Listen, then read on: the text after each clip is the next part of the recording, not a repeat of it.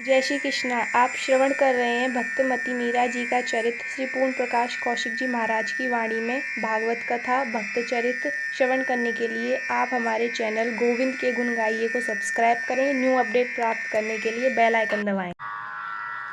बोलो विराज महाराज की जय। भक्तमती मीरा बाई की जय। हम सब क्रम से श्रवण कर रहे हैं भक्तमती मीरा बाई जी का चरित्र। आइए, ये 28वां भाग है 28वां भाग।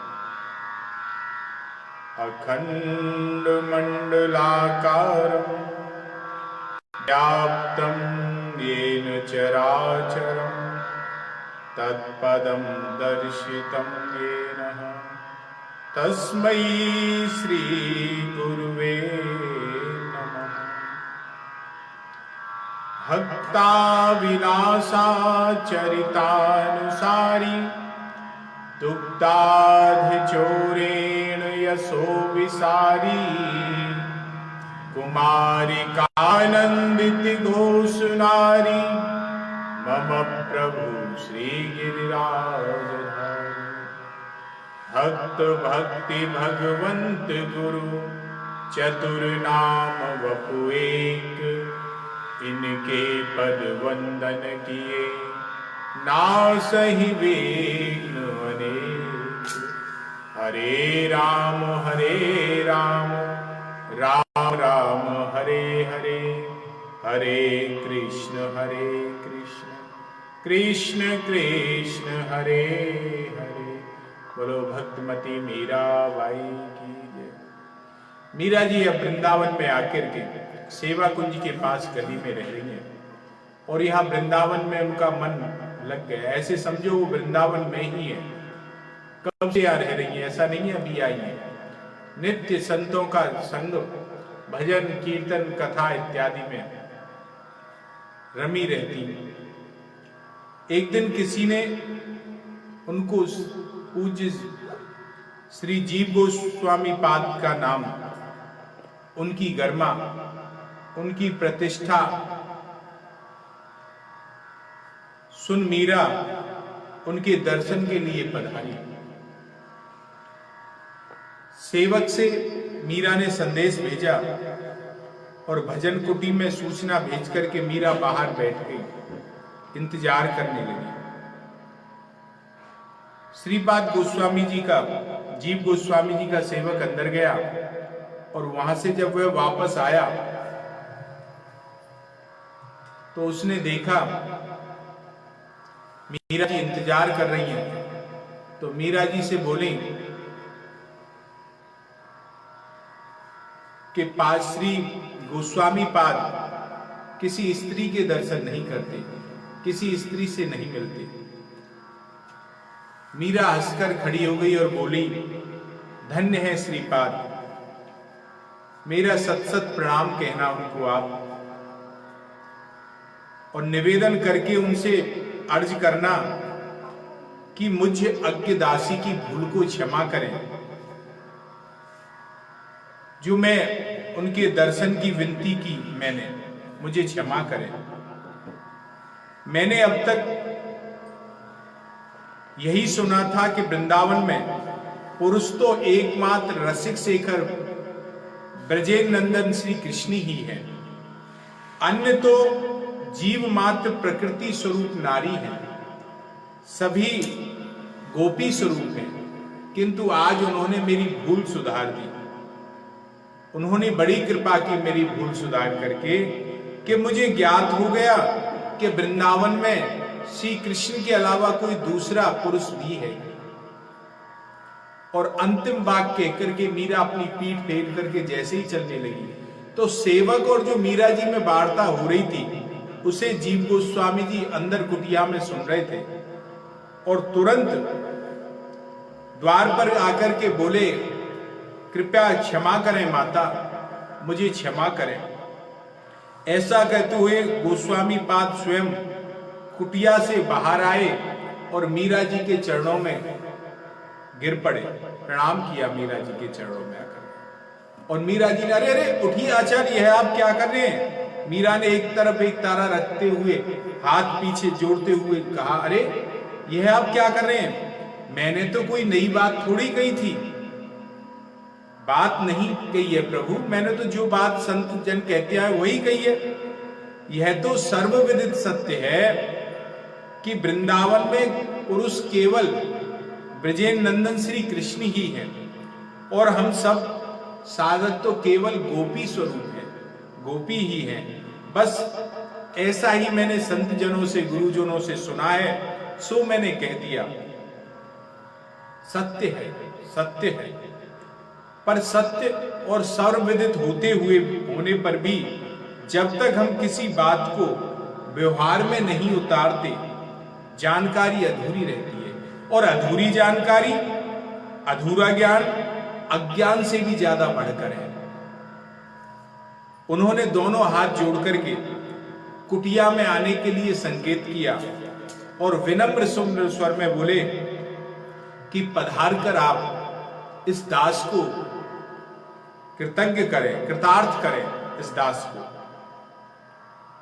मीरा जी ने हाथ जोड़ के कहा, अरे ऐसी बात ना फरमाए आप गोस्वामी पाद, आप तो ब्राह्मण कुल भूषण हैं और श्री चैतन्य महाप्रभु के लाडले परकर में से हैं आप, और मैं तो क्षत्रिय बंधु, क्षत्रिय कुल में उत्पन्न देह, आपकी चरण रज की स्पर्श की अधिकारी हूं मैं। और कहते कहते मीरा ने झुक करके श्री जीव गोस्वामी पाद के चरणों के समीप श्रद्धा से मस्तक रख दिया और श्रीपाद नाना कहते हुए पीछे हटते रहे। उन्होंने फिर कहा कि अब आप कृपा करके पधारें। श्रीपाद ने अनुरोध किया। मीरा जी बोली, आगे आप चलें, गुरुजनों के पीछे चलना ही उचित है। मीरा ने मुस्कुराते हुए कहा कि आगे आप चलें। और श्रीपाद गोस्वामी जी बोले, मैं तो बालक हूं, पुत्र तो सदा मां के आंचल में लगा पीछे पीछे ही चलता है। अतिशय विनम्रता से श्रीपाद ने मीरा जी से कहा। इस समय जब इन दोनों की चर्चा चल रही थी तो कई अन्य संत भी वहां आकर के एकत्रित हो गए और वे दोनों विनम्र प्रेम पूर्वक अनुरोध और आग्रह देख करके गदगद हो गए थे। संत दोनों का देख करके एक वृद्ध संत ने मशवरा दिया, सलाह दी कि कुटिया के बाहर चबूतरे पर ही आसन लगा करके सब लोग बैठ जाएं। तो उन संतों के आग्रह करने से कुटिया के बाहरी चबूतरे पर सबके आसन पधराए गए और सभी वहीं बैठ गए। मीरा ने श्री जीव गोस्वामी पाद के एक वृद्ध संत ने दिया, सबने मीरा जी से ही कहा कि आप प्रारंभ करें। मीरा जी ने कहा नहीं आप करें, तो फिर उन्होंने कहा नहीं पहले आप ही सुनाएं। तो मीरा जी ने श्री जीव गोस्वामी पाद के श्री गौरांग महाप्रभु के संन्यास स्वरूप और अपने इष्ट श्री कृष्ण के स्वरूप का समन्वय बैठाते हुए, दोनों में समानता बैठाते हुए स्वाभाविक की एक पद का गान कर दिया और जिसका श्रवण कर सब भक्तजनों के प्राण झंकृत हो गए, आनंदित हो गए सब। और इस गान में जहां चैतन्य महाप्रभु जी की जीव मात्र के उद्धार के लिए उनकी करुणा थी, वहीं इस पद में श्री कृष्ण की वृंदावन लीलाओं का अति भावपूर्ण मिश्रण किया था। आश्चर्य की बात तो यह है कि मीरा ने पद गाया तो स्वभाव में जैसे सहज में गाया, कोई बहुत सोच विचार करके नहीं गाया, गाया तो स्वभावतः ही, पर एक एक पंक्ति उस पद की दोनों लीलाओं का, गौरा लीला और श्री कृष्ण लीला का अद्भुत सम्मिश्रण भी था। और दोनों लीलाओं का प्रधान गुण गौरांग के विरह, करुणा और श्री कृष्ण लीला की रसिकता का, दोनों का उसमें समन्वय था।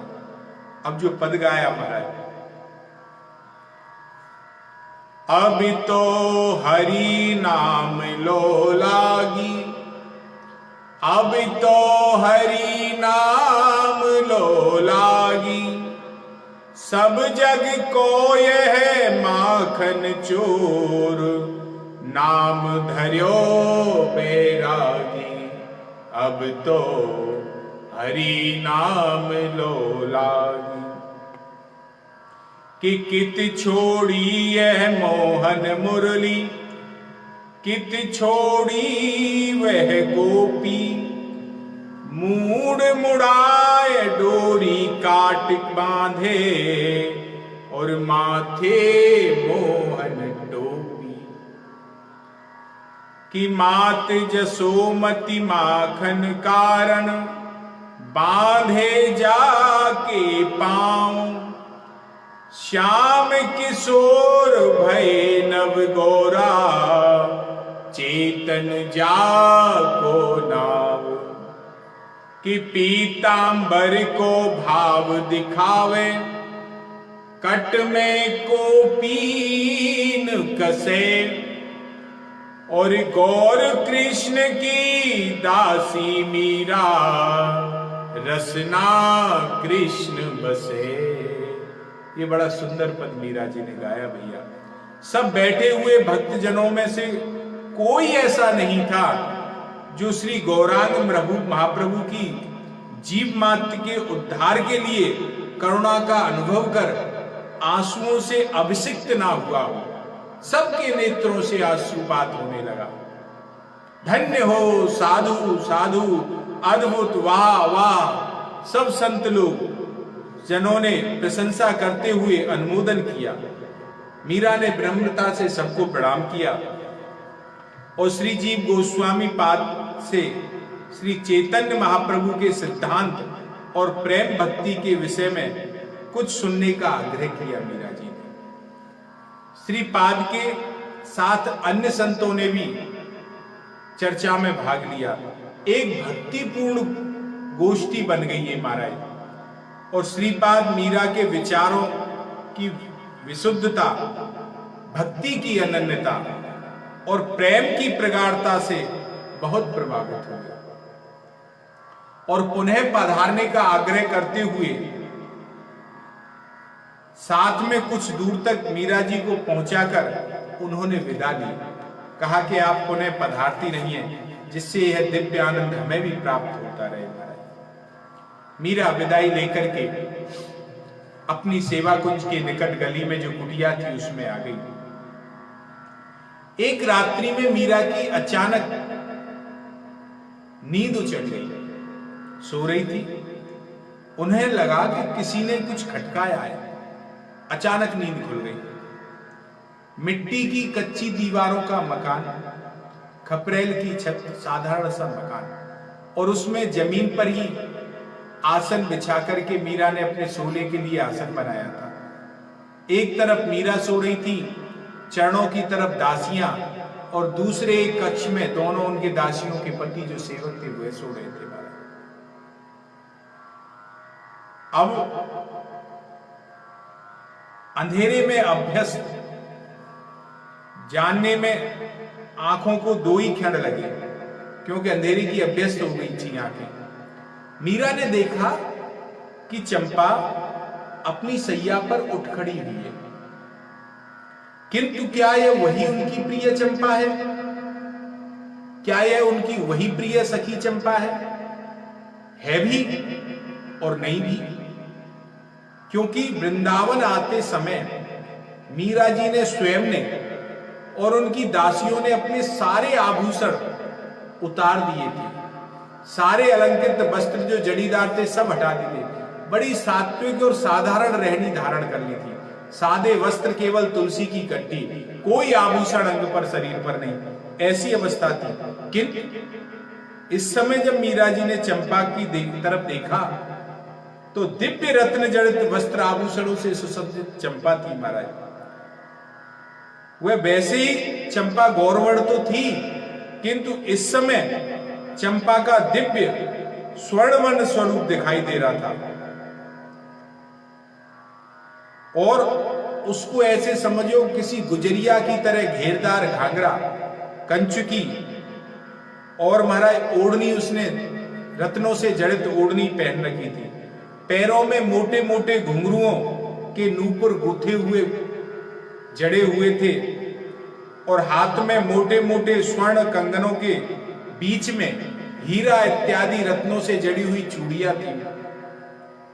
उसके मुख की शोभा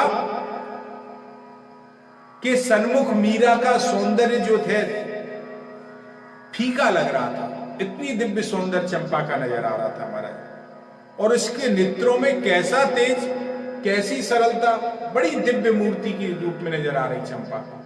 मीरा जी चकित हो गई। मीरा ने देखा कि चंपा अचानक उसकी ओर बढ़ी और उसकी ओर बढ़ी तो जो घूंघरों की पहली चाप हुई, उसी चाप से मीरा जी की नींद उछली थी। और उस चंपा ने धीरे 2 कदम मीरा जी की तरफ बढ़ाया और बढ़कर के नीचे झुक करके मीरा जी का हाथ थाम करके बोली, माधवी उठो माधवी और चलो। मीरा चकित रह गई कि चंपा सदा उन्हें आदरपूर्व शब्दों का प्रयोग करती थी। यद्यपि मीरा जी कभी उसे अपनी दासी नहीं मानती थी, मीरा जी हमेशा उसे सखी मानती थी, किंतु चंपा आज इस प्रकार माधवी कह रही है। और ये माधवी कौन है, मीरा जी समझ नहीं पाई। चंपा ने फिर उसे उठने के लिए संकेत किया और मीरा जी उसके संकेत के साथ में उठ खड़ी हुई महाराज। और मीरा ने कुछ कहना चाहा, कुछ पूछना चाहा, किंतु चंपा ने अपनी रत्न जड़ित सोने की अंगूठी में पहनी हुई जो तर्जनी उंगली से अपने अधरों पर उसे रख करके चुप रहने का इशारा कर दिया और उन्हें अपने साथ लेकर के चंपा, ऐसे समझो चंपा स्वामी हो और मीरा दासी हो, ऐसे चल दी महाराज, ऐसे चल दी। और उन्हें लेकर के चंपा चली। द्वार बंद थे, वे अपने आप खुल गए और मीरा ने जब बाहर निकली तो यो वृंदावन का स्वरूप देखा।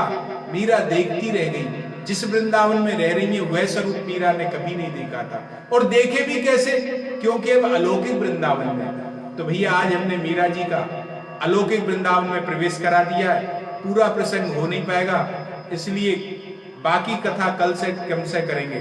बोलो भक्तमती मीरा बाई की जय।